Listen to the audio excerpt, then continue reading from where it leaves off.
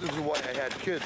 When we caught up with the mayor, he and his two sons were doing what most of us will be doing for quite a while, digging out. There, how's that though, huh? Pretty good? It was tough to pull the mayor away, but he agreed to check out the state of the city with us.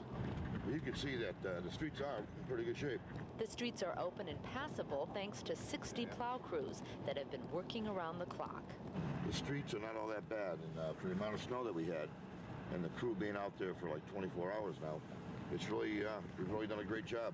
And the mayor doesn't seem too concerned that it's only the beginning of January and already his snow removal budget is used up. But we'll make it up. We'll find another pot of money to go into to make sure that we cover the cost of snow plowing.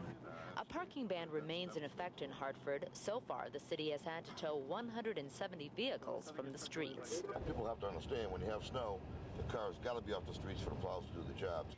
Overall, the city was quiet, with most businesses and restaurants closed, although a few hardy souls suffering from cabin fever ventured out to inspect the snow. When you're done here, go to my house, will you? And to do a little shoveling. We have a snowblower, but it got kind of sick, so we're doing the rest by hand. This snow purified the air. In a way, it's good. Purify the air. That's what we need. Purify the air, that's yes. a nice way to think of it. Why not? Why not?